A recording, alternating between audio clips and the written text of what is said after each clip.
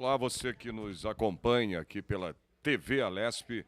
Estamos de volta aqui ao plenário Juscelino Kubitschek da Assembleia Legislativa para darmos continuidade aqui à sessão plenária de hoje, a sessão ordinária, quarta-feira, 16 de maio de 2018. Preside o deputado Cauê Macris, do PSDB. Pela ordem, o deputado Gondim. Com a anuência do meu líder, eu gostaria de falar pelo artigo 82. Vossa Excelência tem a palavra para falar pelo artigo 82, com a anuência do nobre líder Campos Machado.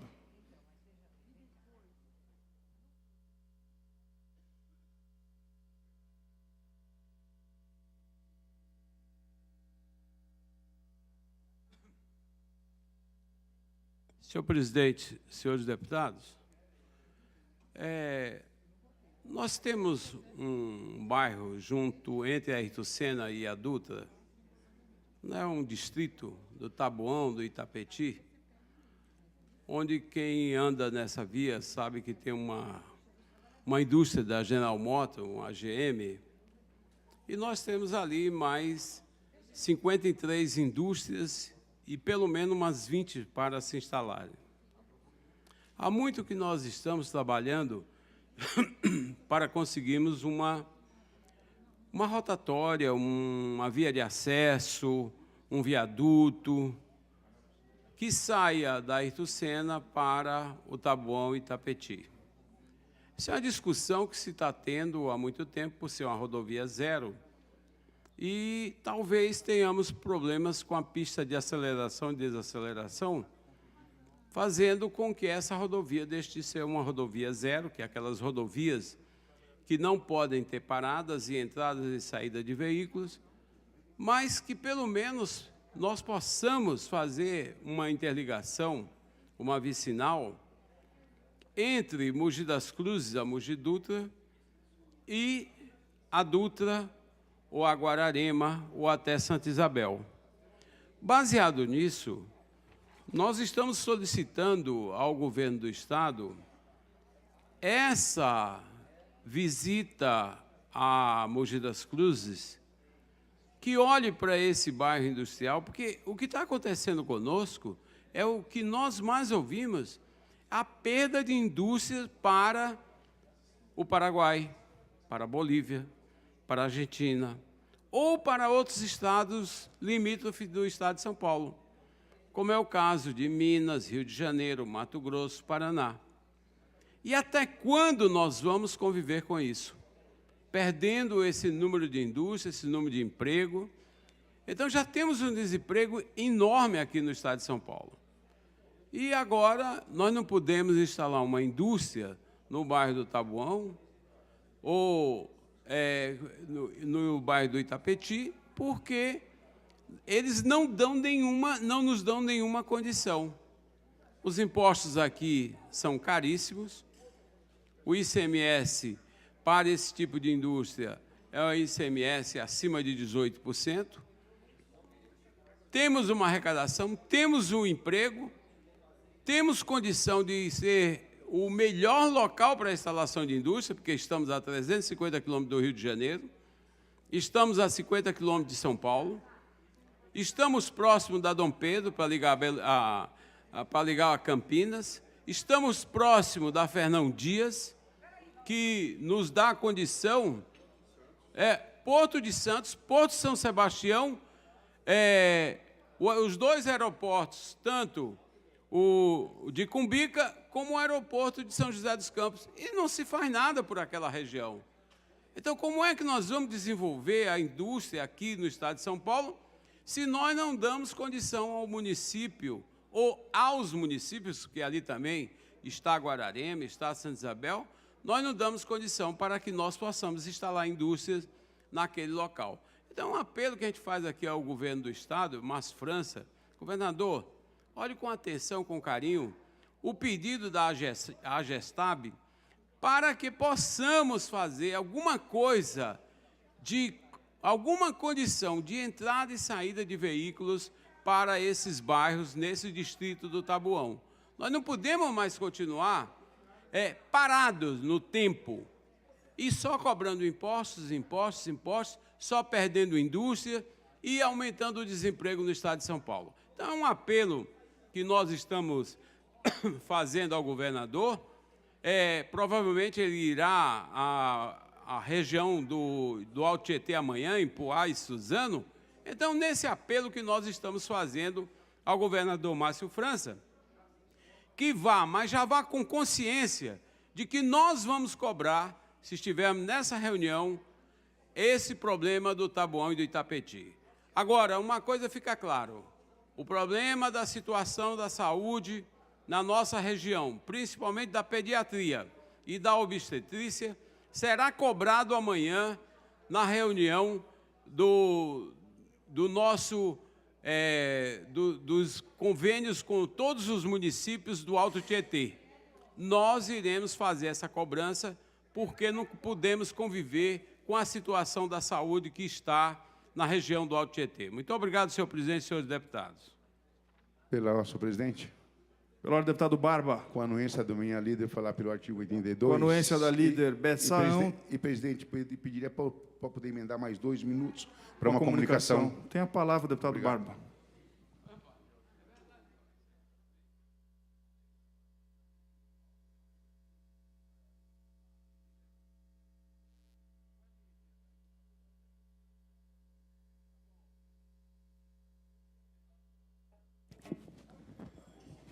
Senhor presidente, senhoras deputadas, senhores deputados, trabalhadores dessa casa, quem nos acompanha pela TV Alesp, quem nos acompanha aqui no plenário, Juscelino Kubitschek, vem a essa tribuna hoje, senhoras e senhores deputados e presidente, pelo coisas estranhas andam acontecendo nesse país.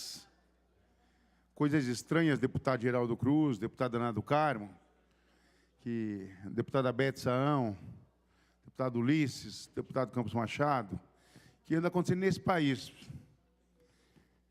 Dia 31 de julho de 2016, o Instituto Lula foi atacado, deputado Campos Machado. Jogaram uma bomba caseira no Instituto Lula. Nós procuramos o secretário de Segurança na época, pedimos uma apuração do caso, foi feito boletim de ocorrência, foi feito tudo. Até hoje não foi apurado. Não se sabe quem jogou a bomba caseira. Os sindicatos metalúrgicos do ABC passaram a atirar na porta do sindicato, na entrada do sindicato, lá em São Bernardo do Campo, na Rua João Basso, 231. Lá, no acampamento Marisa Letícia, à noite, alguém se aproximou, disparou mais de 20 tiros, acertando o Jefferson no pescoço, acertando a advogada Márcia Coacoaschi, de raspão, ferida. Até agora, a justiça não apura nada.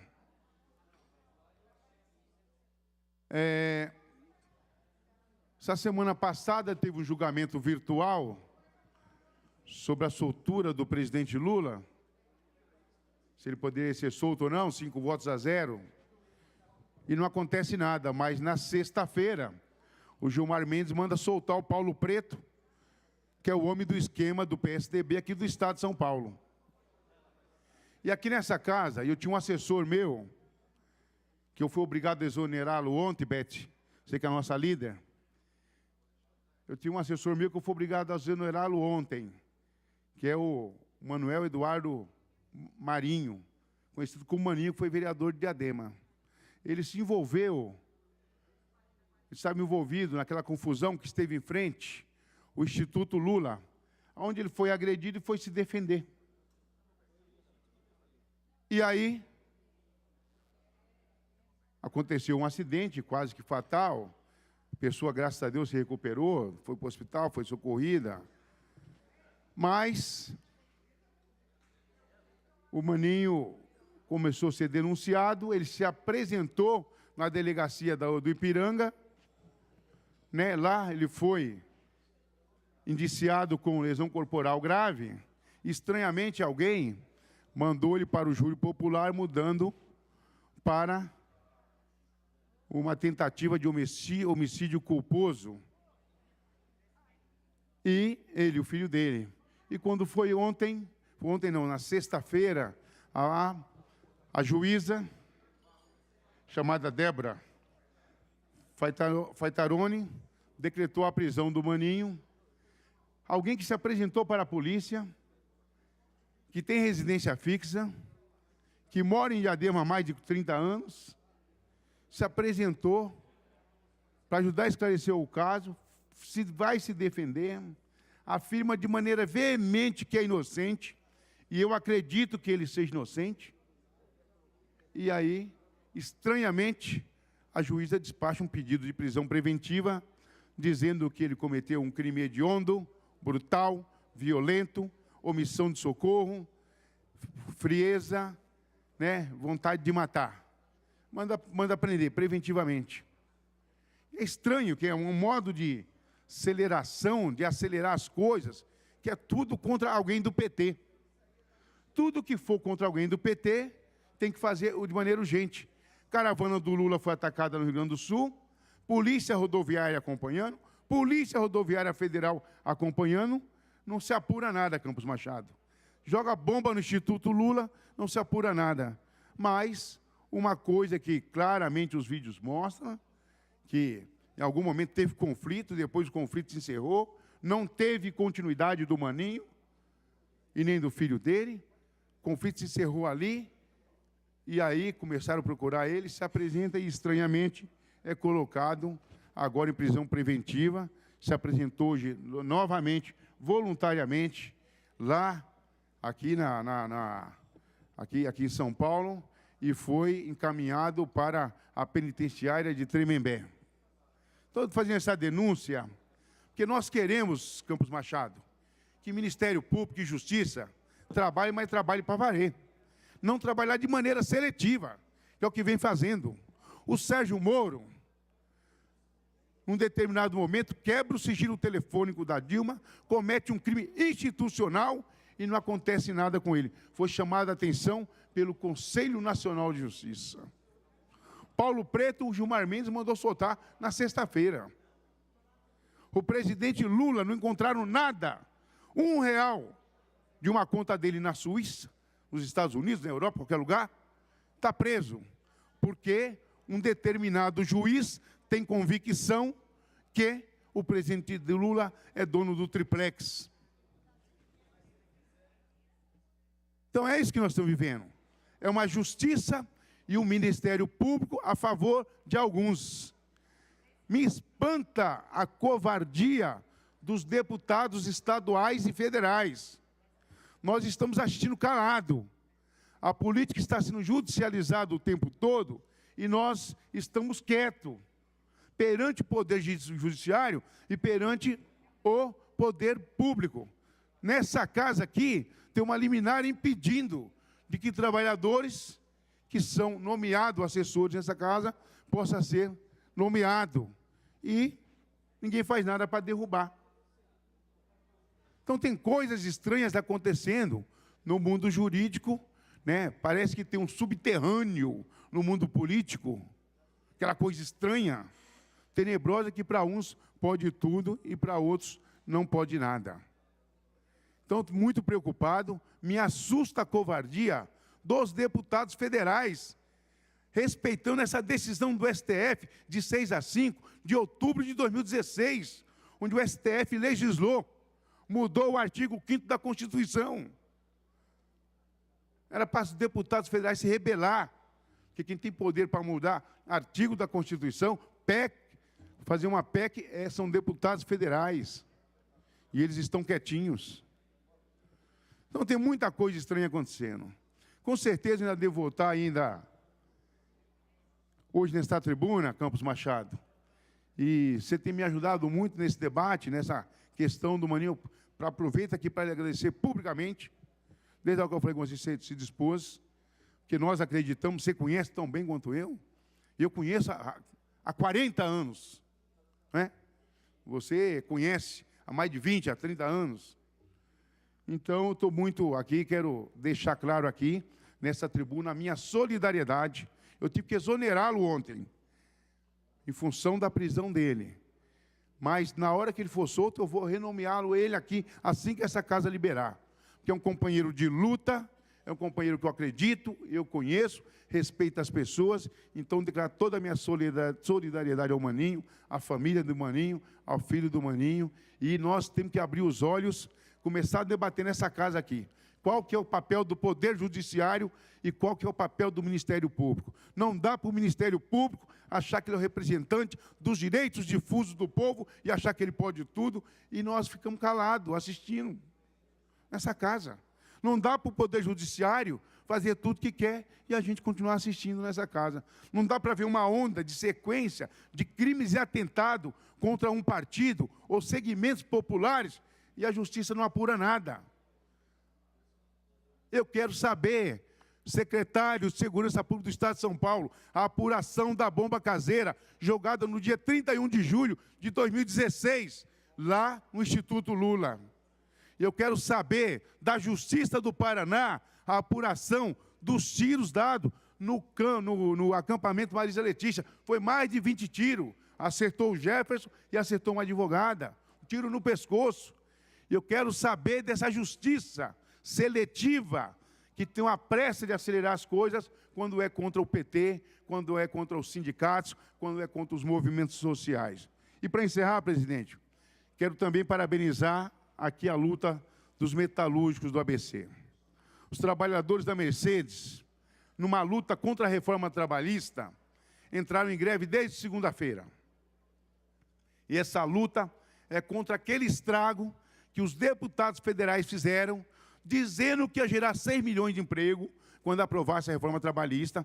A reforma trabalhista entrou em vigor dia 11 de novembro de 2017. Do dia 11 de novembro de 2017 até agora, foram destruídos, com carteira assinada, mais 1 milhão de emprego. A reforma trabalhista não resolveu nada.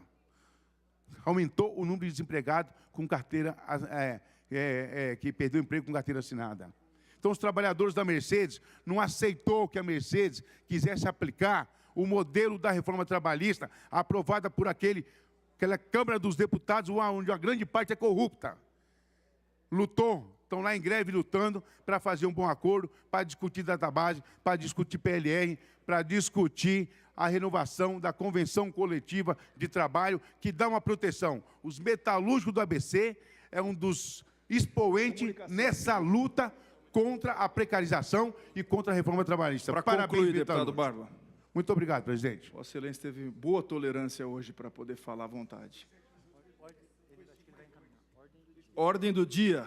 Há sobre a mesa requerimento do nobre deputado Welson Gasparini, com número regimental de assinaturas, nos termos do artigo 35 do Regimento Interno, para a constituição de uma comissão de representação com a finalidade de participar da 49ª Conferência Distrito 4540, que faz a diferença em Poços de Caldas, entre o dia 17 e 20 de maio de 2018. Em votação. Pela ordem do nobre deputado Campos Machado. Para encaminhar pelo PTB. Vossa Excelência tem a palavra para encaminhar em nome do... Ao mesmo tempo, Vossa Excelência, eu quero fazer uma comunicação por 2 minutos. Vossa Excelência terá a mesma tolerância do deputado Barba.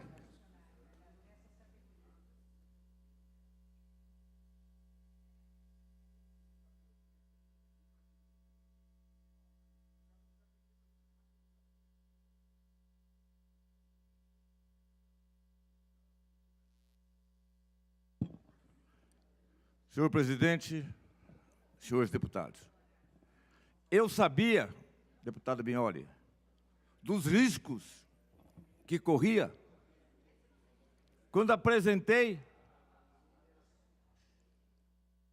e quando defendi a aprovação nesta casa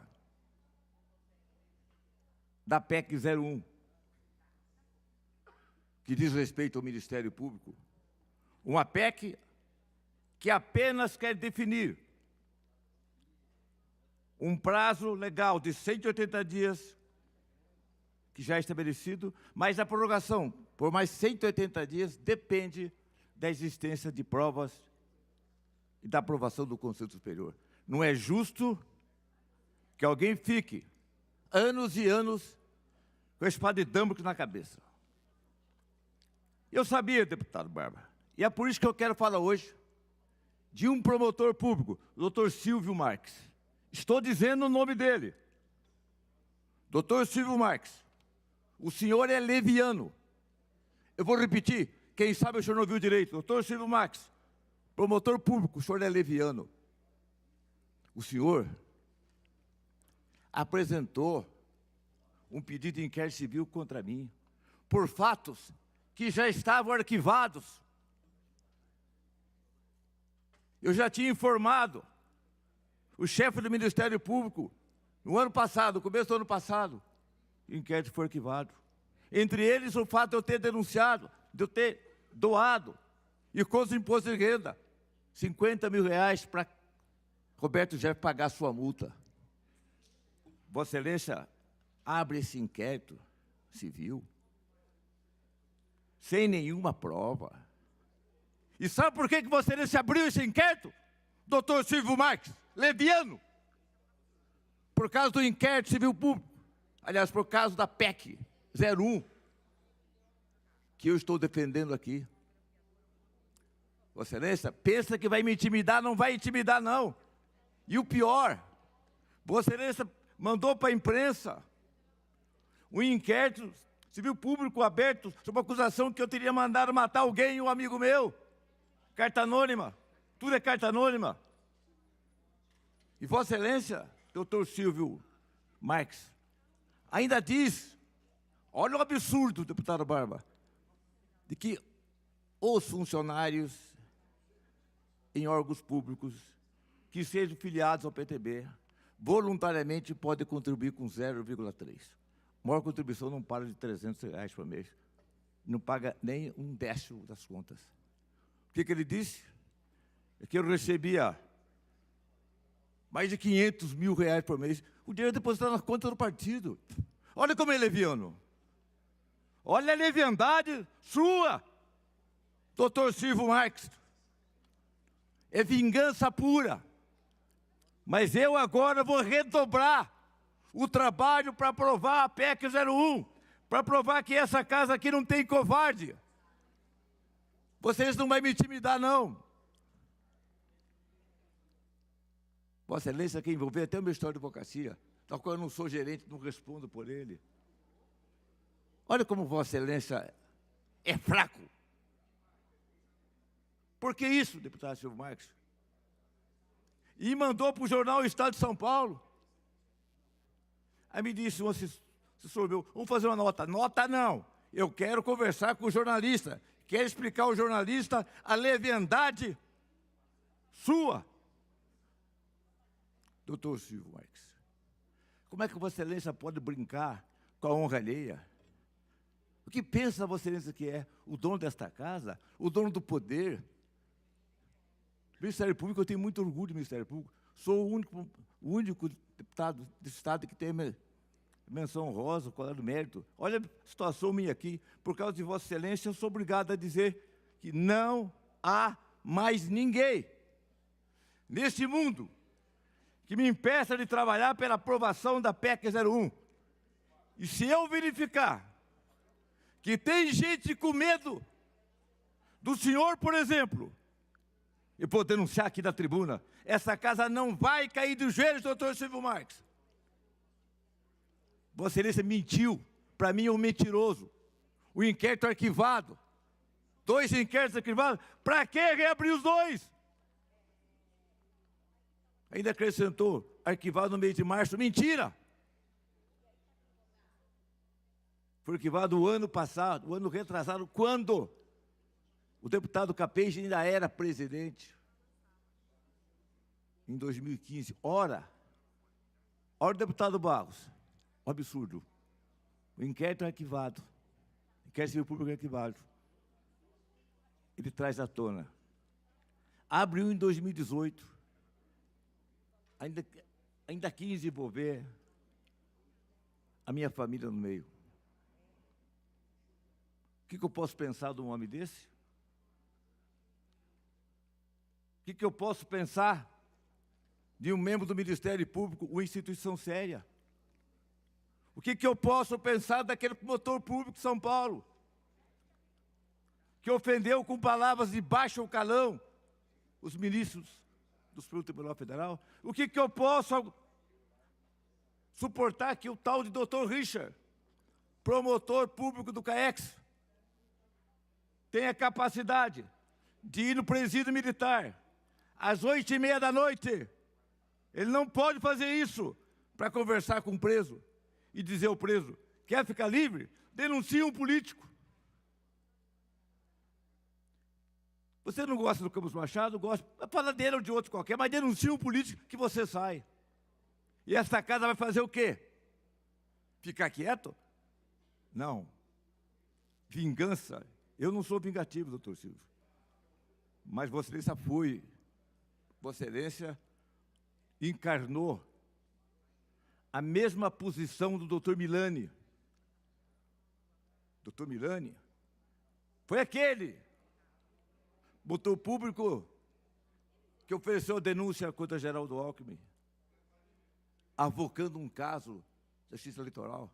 Doutor Milani foi o mesmo promotor que foi no meu escritório político, que queria ser secretário de Segurança Pública, é o mesmo promotor. E depois, bravo, comigo, o que quer ela que seja, pegou a investigação simples. Tem morte no jogo, tem acusação, carta anônima. Ainda ele manda informar o denunciante. Se é carta anônima, doutor Milani, como é que vai ser informado o denunciante? Diz meu amigo prefeito seu, de Bofete, de que teria que examinar os autos para saber se tinha tido mesmo homicídio. Teve sim. Apurado no mesmo dia do enterro desse meu funcionário, sua sobrinha e o namorado dela invadiram a chácara e mataram meu amigo. No mesmo dia, a delegacia de homicídios apurou o caso. Aí veio a carta anônima, ninguém sabe de onde veio. É o deputado Campos Machado, o líder do PTB nesse estado, nesse país, que eu sou textualmente o líder nacional, é que deve ter mandado matar uma carta anônima. E o doutor Milani faz o quê? Pega um procedimento investigatório, trocando as palavras, trocando nomes, tudo, e pede o inquérito civil público. Como é que eu vou silenciar diante desses elementos? Vou para minha casa chorar? Vou orar? Vou me recolher? Ou vou enfrentar?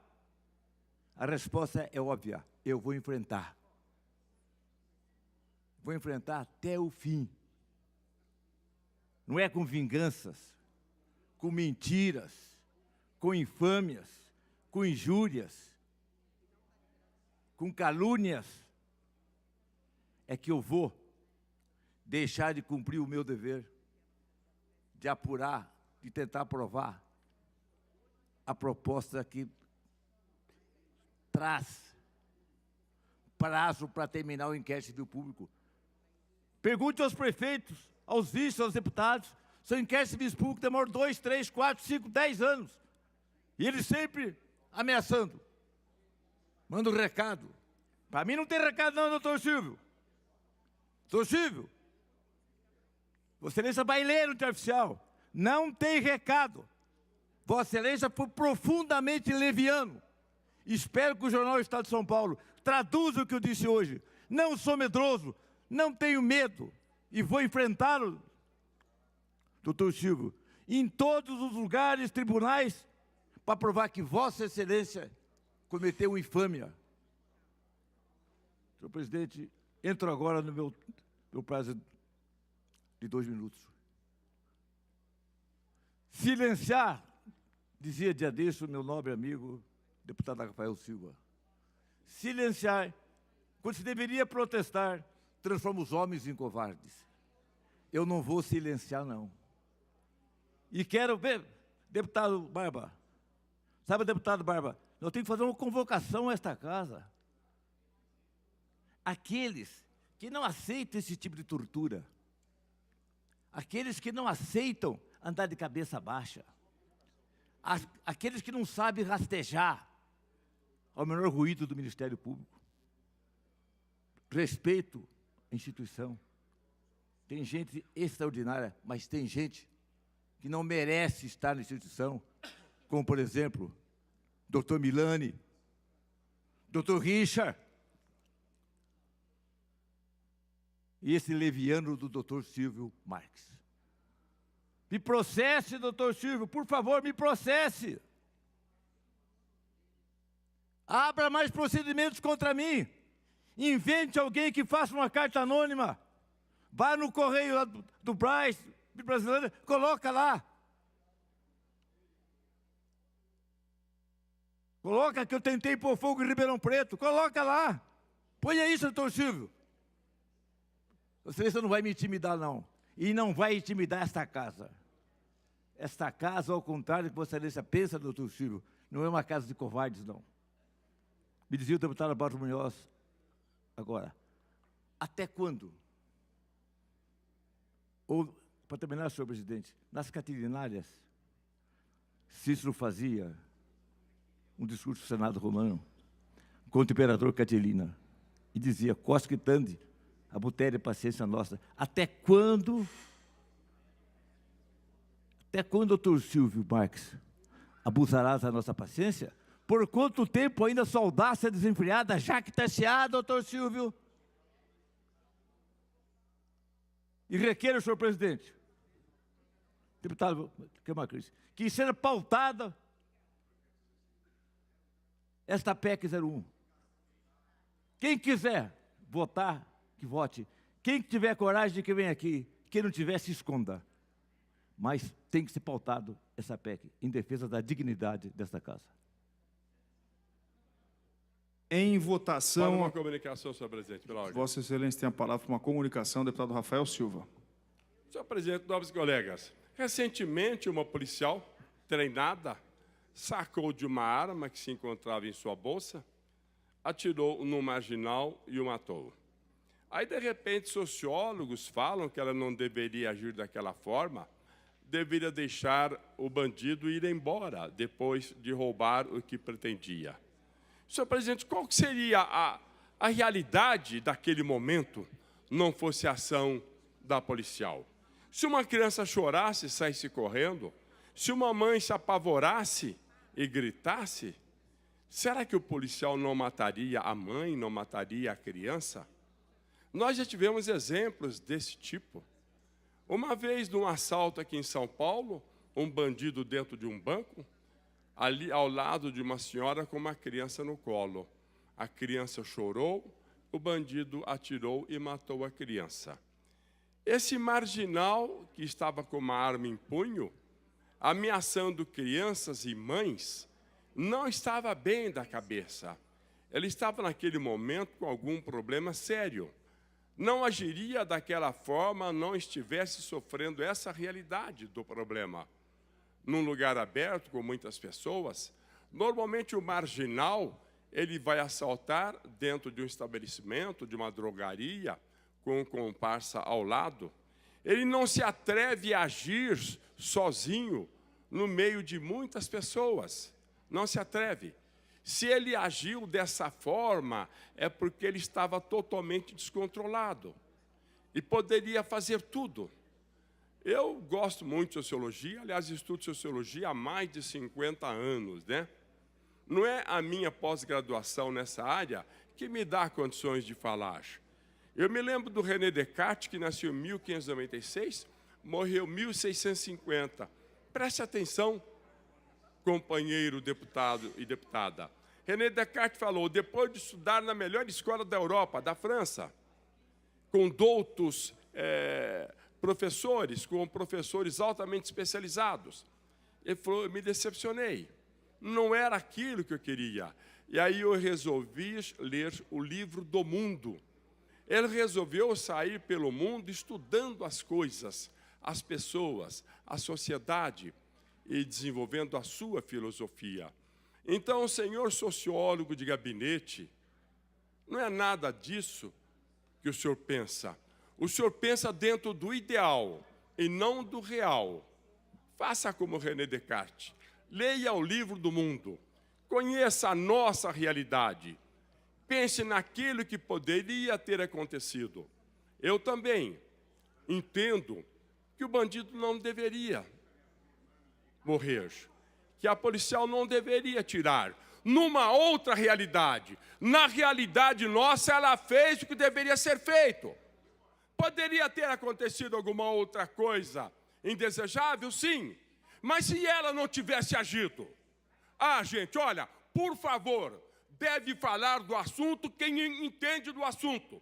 Não falo de teoria que não seja do meu conhecimento. Não vou falar de física quântica. Mas, por favor, fale de sociologia quem conhece a sociedade.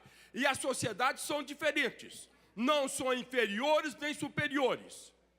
A sociedade é diferente. Isso se aprende em sociologia. E a nossa sociedade é diferente da Suécia, da Suíça, Dinamarca. E é bom o sociólogo entender isso. Ou entenda ou fique de boca calada. Não fale bobagem. Em votação, o requerimento do deputado Welson Gasparini. Os favoráveis pensam como se encontram. Aprovado. Item número 1. Votação do projeto de lei complementar número 11 de 2018, de autoria do senhor governador. Há sobre a mesa um requerimento de método de votação. Em votação, o requerimento. As senhoras deputadas e os senhores deputados que estiverem de acordo, permaneçam como se encontram. Aprovado. Pela ordem, senhor presidente. Item número 1. Em votação, o projeto de lei complementar número 11 de 2018, salvo emendas. Pela ordem, em nome da deputada Beth Saão. Para encaminhar em nome da bancada do Vossa Excelência tem a palavra para encaminhar o item número 1 do roteiro de votação.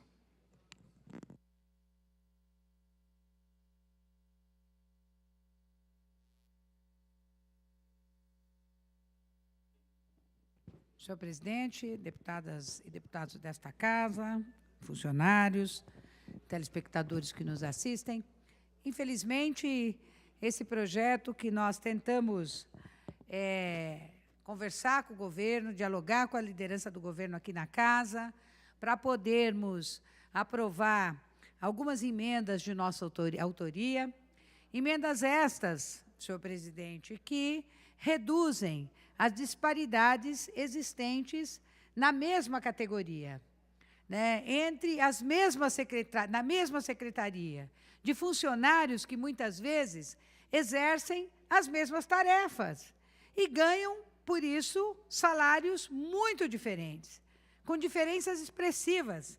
Por exemplo, um especialista em desenvolvimento social e um agente de desenvolvimento social ligados à Secretaria de Desenvolvimento e Assistência Social, o assistente ganha R$ 1.800 e o especialista ganha R$ 2.600, uma diferença de R$ 800. Uma das nossas emendas, ela exatamente propunha a redução destas diferenças, que entendemos que é uma justiça, que nós poderíamos reparar uma discrepância que prejudica as pessoas que fazem literalmente as mesmas tarefas. Ontem ainda recebemos a presidente da associação desses funcionários e ela nos disse que a responsabilidade deles é grande. E é mesmo, porque, afinal de contas, eles que recebem os convênios, eles que analisam esses convênios, eles que são responsáveis pela elaboração e o conteúdo de cada um, né, de uma forma detalhista e pormenorizada, eles que assinam. A gente sabe que ali é uma secretaria que, muitas vezes, nem funcionário quase tem. Por isso mesmo que os convênios da Secretaria de Desenvolvimento Social são os convênios que mais são atrasados para serem pagos, e são as entidades que mais precisam, que sofrem essa demora no pagamento das emendas que são ali colocadas, porque não tem pessoal suficiente para cobrir as demandas impostas naquele trabalho cotidiano. E agora que nós apresentamos essa emenda, infelizmente, o governo disse que não pode pagar. E eu quero aqui dizer para vocês o que isso representaria. A agente de desenvolvimento social tem 106 cargos. 106 cargos aqui no Estado de São Paulo. O impacto mensal seria de R$ 71.800. e o impacto no ano todo de 718 mil. Portanto, isso é um valor muito pequeno para o tamanho da receita desse Estado, que é a maior receita do país, para corrigir uma distorção que há muitos anos precisaria ser corrigida. E a liderança do governo não aceitou a aprovação dessas emendas. Outro, especialista em desenvolvimento social, da mesma secretaria, são apenas 24 servidores. 24 servidores, que representaria R$ 24.267 ao mês. 24 mil. É salário, muitas vezes, de uma única pessoa, de um único servidor. Isso aqui poderia atender 24 servidores, o que daria R$ 242.666 ao ano. Outras secretarias, como engenheiro, arquiteto, engenheiro agrônomo e assistente agropecuário. Aliás, essa categoria vem sendo muitas vezes esquecida e abandonada pelo governo, quando não os governos ameaçam sempre o governo do PSDB sempre ameaçou com privatizações nas estações experimentais, nos parques públicos, nos institutos, etc. Fora o sucateamento, para não dizer do sucateamento desses setores. E o sucateamento começa principalmente com o sucateamento da mão de obra. Esse montante são 1.563 funcionários. Talvez um dos mais, o que representaria um impacto um pouquinho maior, R$ 358 mil. É muito pouco. Nós estamos tratando de valores pequenos para esse Estado. Outro, cirurgião dentista. Cirurgião dentista que ganha R$ 1.200, deputado Enio. R$ 1.200 um cirurgião dentista ganha nesse Estado. Deputado Barba, olha só o Enio querendo falar de mim. Deputado Barba, deputada Ana, deputado Geraldinho, da nossa aguerrida bancada aqui do PT, são 1.256 dentistas que tem, numa população ainda, infelizmente, de desdentados, que precisariam ter orientação desde criança, nas escolas, nas unidades de saúde do Estado, para dar um bom atendimento à população, o que representaria R$ 119.734. Muito pouco. Muito pouco. Essa conta, talvez o governo não tenha feito. Sabe por quê? Porque o governo fala não, e acabou, e não quer negociar. E eu mostrei isso aqui. Isso aqui é insignificante.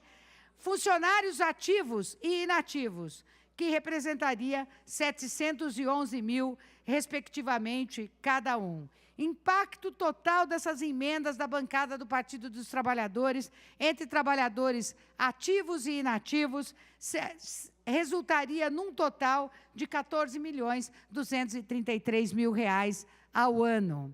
Esse é o valor exato, caso essas emendas fossem incluídas no roteiro de votação e fossem aprovadas por esta Casa.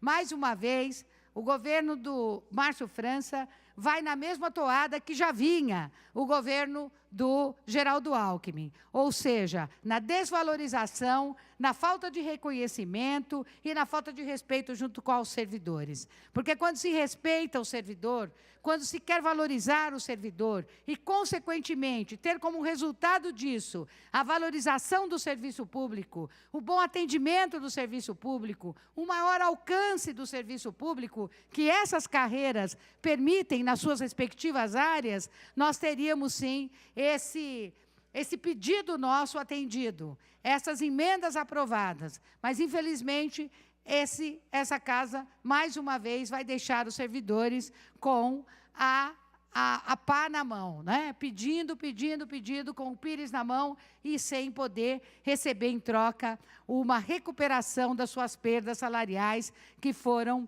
responsabilizadas pelos sucessivos governos tucanos desse Estado e massacrada principalmente pelo governo Alckmin, que ficou anos e anos sem dar reajuste a esses trabalhadores. Quero dizer que a nossa bancada vai votar a favor dessas emendas no processo que deve se encerrar agora, e vamos, mais uma vez, ratificar o nosso compromisso com os servidores públicos aqui do Estado de São Paulo, senhor presidente. É isso. Muito obrigada.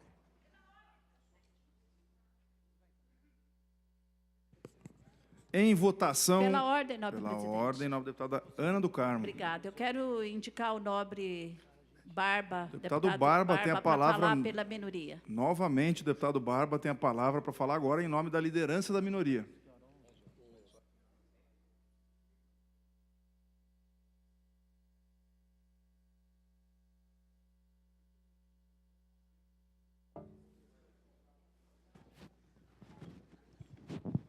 Senhor presidente, senhoras deputadas, senhores deputados, eu já fiz aqui hoje uma atuação aqui na tribuna pelo artigo 82, mas volto aqui novamente, ok? Volto aqui novamente para debater um assunto que eu acho que muito estranho que está ocorrendo no Brasil. Que no dia 31 de julho, vou repetir de novo aqui, não tem problema, as pessoas gravarem, no dia 31 de julho de 2016, o Instituto Lula foi atacado com uma bomba caseira e quase que teve uma morte lá dentro, porque tem um rapaz que é guarda, vigia lá à noite. Por sorte, ele estava no banheiro tomando banho no horário que jogaram a bomba.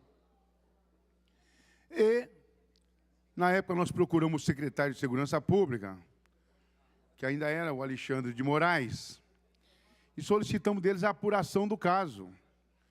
A bancada do PT esteve presente lá, falando com o secretário. O que nos surpreende é que até hoje nada foi apurado. Mas recentemente, no dia 27/3/2018, 2 tiros atingiram o ônibus da caravana do presidente Lula pela região sul do país, além de uma pedrada que foi atirado que quase arrancou fora a orelha do Paulo Frateschi. Isso foi dia 27/3. No dia 28/4, deram mais de 20 tiros no acampamento Maria Letícia.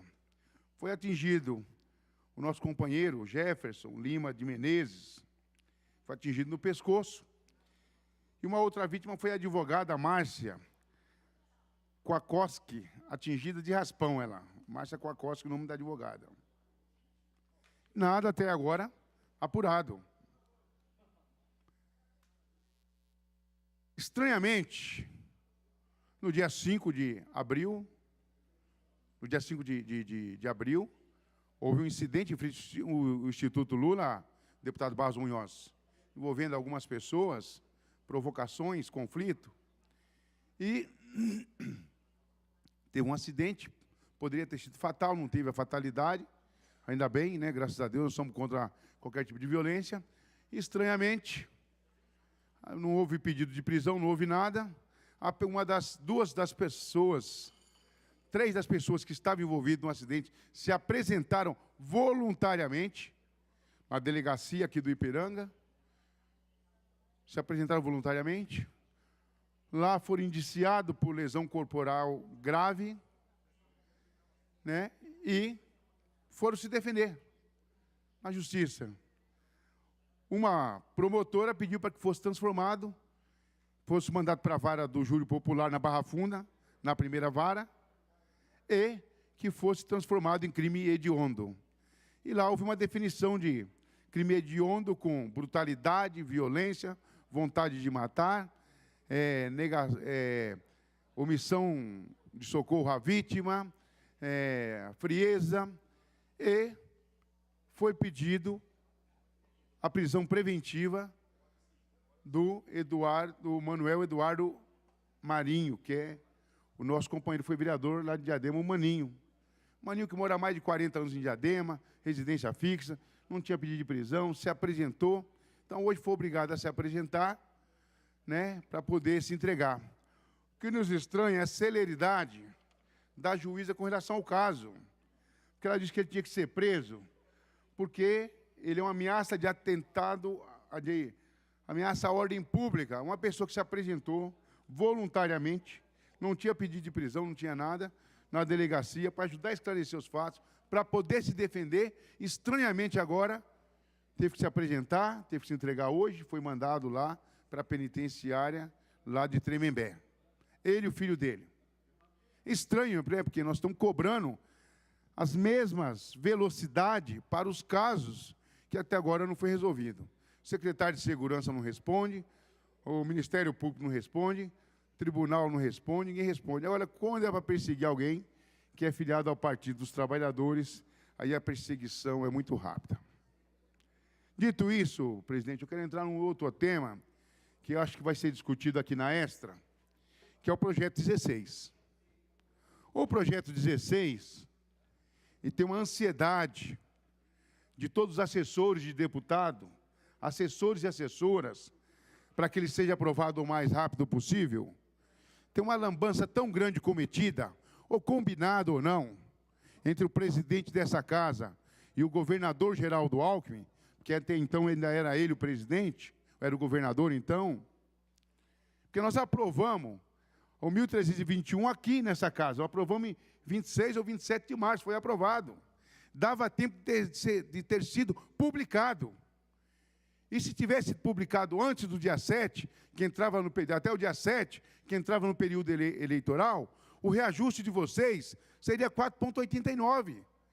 E não os 2,89 que vai ser discutido aqui na Extra. E eu nunca vi, estranhei aqui, o pessoal ficou contra o sindicato, os assessores de deputado.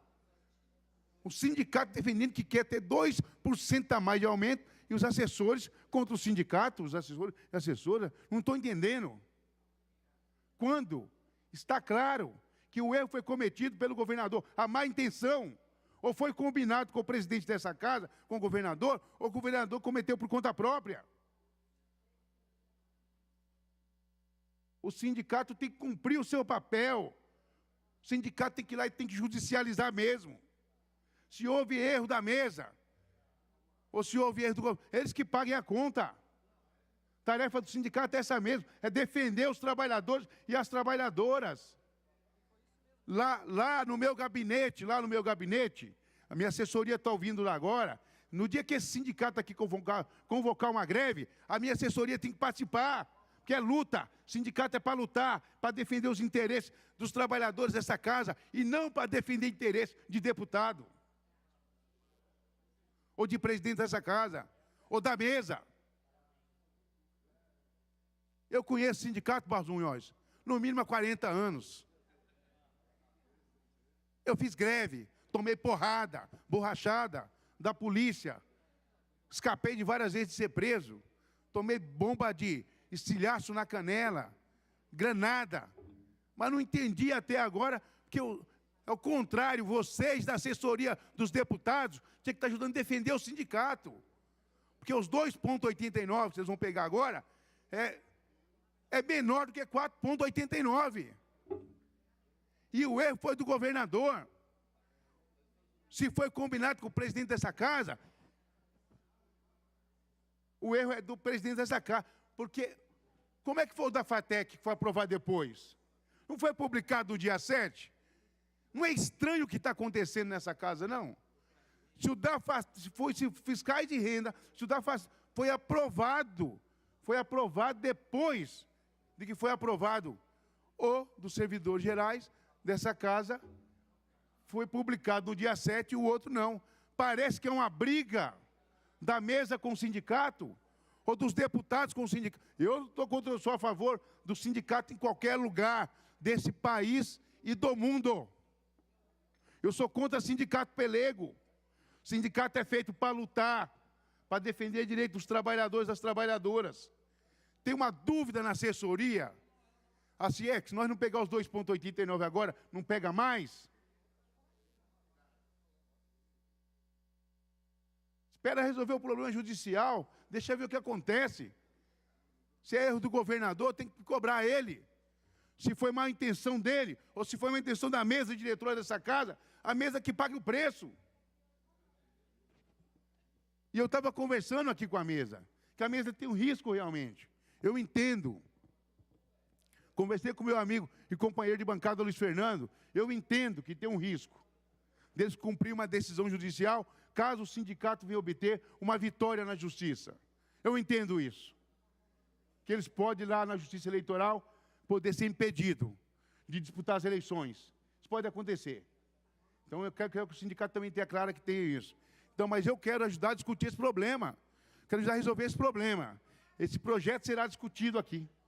Na primeira esta, se não me engano, na segunda, vai ser votado, deverá ser aprovado, e nós vamos tentar achar uma outra alternativa para que possa resolver esse problema. Agora, estou chamando a atenção da assessoria de todos os deputados. O sindicato está brigando por 4,89. Vocês estão se contentando com 2,89. Isso bota o sindicato numa enrascada. O sindicato, quando for sentar com o Cauê Macris, com o Luiz Fernando e com o Estevão Galvão para negociar, para defender vocês, chega fragilizado. Ou vocês não têm interesse? Vocês são assessores de deputados. Vocês não são escravos de deputados aqui. O sindicato, quando for sentar com a mesa negociadora, vocês tinham que parar, o sindicato tinha que parar essa assembleia, para os empregados dessa casa, aprova uma pauta e vai lá e entrega. É assim que se faz. É assim que se faz. Sabe, convoca todos os assessores de deputado, convoca todos os funcionários dessa casa, vai fazer uma assembleia, faz no pátio, faz na rua lá fora, em frente à assembleia, para defender o direito de vocês, e vocês têm que apoiar o sindicato, tem que ser sócio do sindicato, tem que ajudar o sindicato a ser forte. Eu fui 30 anos metalúrgico, a gente sentava na mesa da Fiesp, ou na mesa do Anfávia, os caras falavam assim, vocês têm 90% da fábrica é sindicalizado. O sindicato sentava com poder na mesa, poder de mobilização, de negociação, de poder fazer greve. Os metalúrgicos da Mercedes estão em greve desde segunda-feira, Beto Sayão, contra a reforma trabalhista, porque a Mercedes não quer negociar dentro da nova reforma trabalhista. A peãozada parou. Parabéns, vocês, metalúrgicos do ABC, trabalhadores e trabalhadoras da Mercedes. Está tudo parado, área administrativa e área produtiva. Olha só, é assim que faz. É assim que faz. Vocês falam assim, o sindicato aqui não é forte. Sabe por que o sindicato não é forte? Vocês têm medo de parar meia hora? Tem medo de parar 2 horas essa casa? Para essa casa aqui por um dia, que eles vão ver qual a necessidade que os deputados têm com relação a vocês e com relação aos trabalhadores dessa casa. Um dia de greve. Se ser uma semana, então, vai ser sabe? E vocês têm direito de fazer isso. A Constituição garante isso. Infelizmente, eu vejo aqui, não acontece nada. Eu estou Deputado aqui... Barba, para concluir, 2 minutos já de tolerância. Opa, obrigado, presidente. Enquanto você deixar, eu vou falando aqui. Mas, para concluir, presidente, só para deixar claro que eu quero ver se a gente ajuda a encontrar uma saída. Falei aqui do problema que a mesa tem. Não sei se você ouviu, mas sim, também senhor. bati em você, né? Porque eu não sei se você combinou com o governador ou não, para não publicar. Então, estou repetindo aqui, talvez você não tenha ouvido. Entendeu? Eu acredito que não, espero que não. Eu espero que tenha sido só uma posição do Excelência governador. conhece, até porque votou em mim para presidente, tenho certeza que conhece o meu caráter. Espero que a gente consiga achar uma solução viável para esse assunto. Muito obrigado, Deputado presidente. Barba. Em votação, projeto de lei... Senhor presidente, para encaminhar pelo PSDB. Vossa Excelência tem a palavra para encaminhar o nome da liderança do PSDB.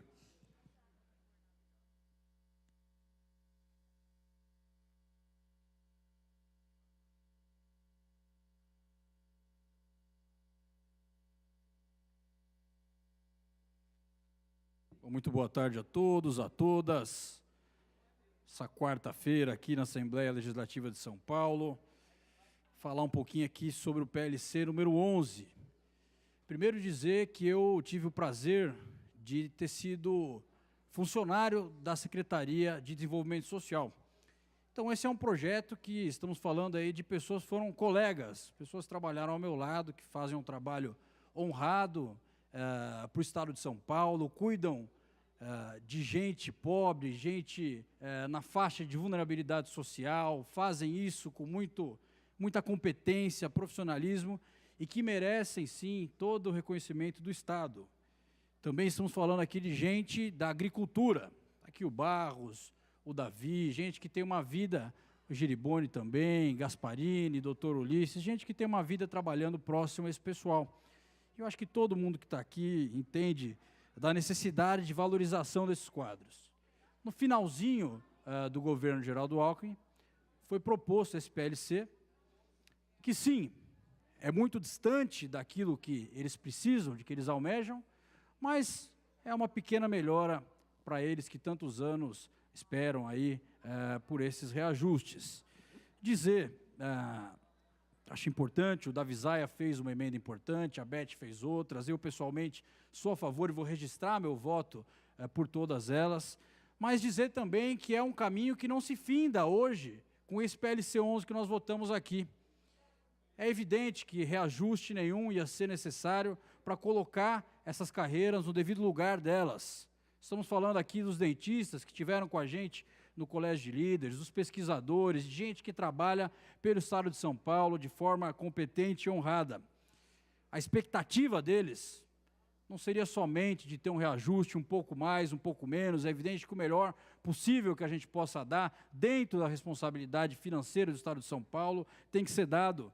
Mas a gente só vai conseguir sanar essa questão deles quando a gente conseguir equiparar a carreira deles a outras carreiras que têm a mesma dignidade, assim como os especialistas ambientais, que é o grande sonho dessas carreiras. Foi colocado muito bem aqui. Não faz sentido uma carreira como os especialistas e os agentes lá do social ter uma distância tão grande. Eles ganham, Giribone, perto de R$1.000.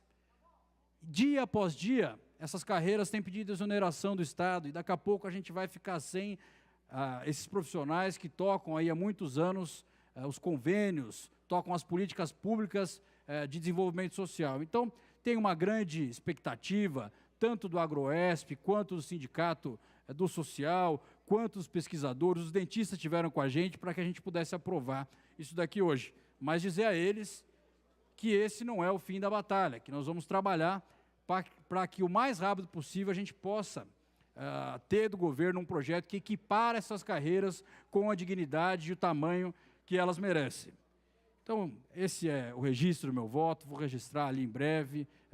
Acho que mesmo que de forma tímida, aquém daquilo que eles merecem, é um avanço para o Estado de São Paulo que nós estamos tendo hoje para esses profissionais.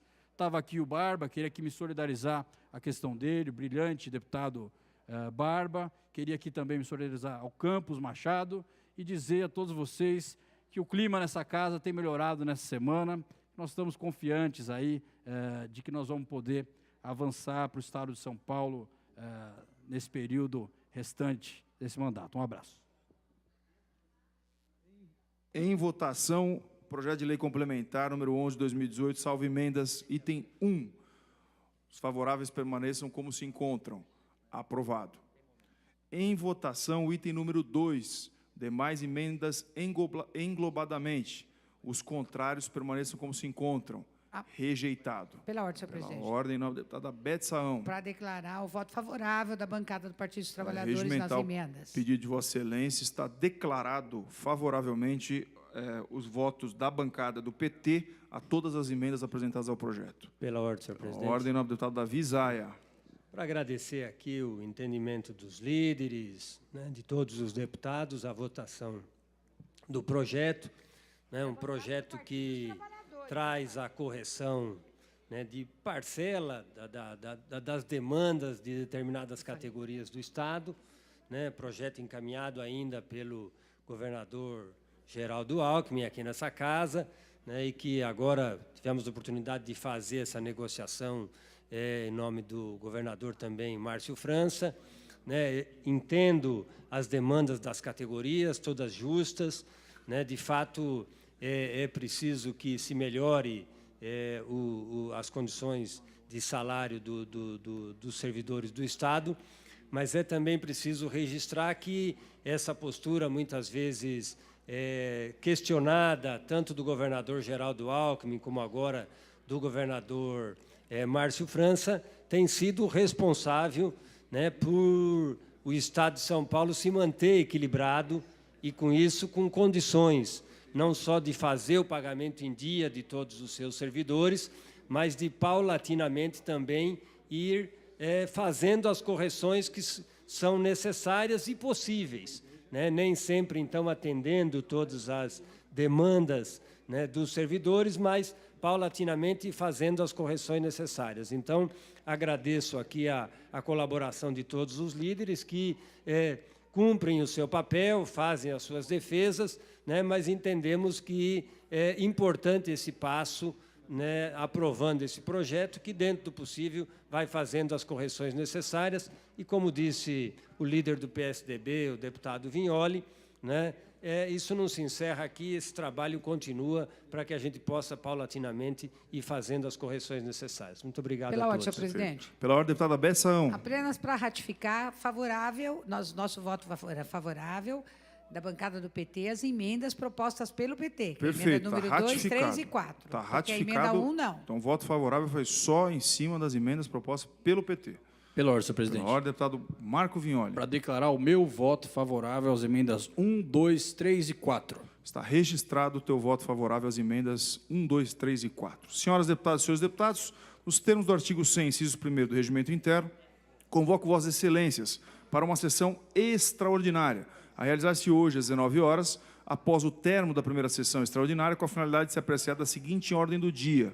1. Discussão e votação do projeto de lei complementar 16/2018, de autoria da mesa, dispõe sobre a revalorização das escalas de classe de vencimentos do quadro da Secretaria da LESP, dos limites estabelecidos no inciso 8º, artigo 73 da Lei Federal 9.504 de 97.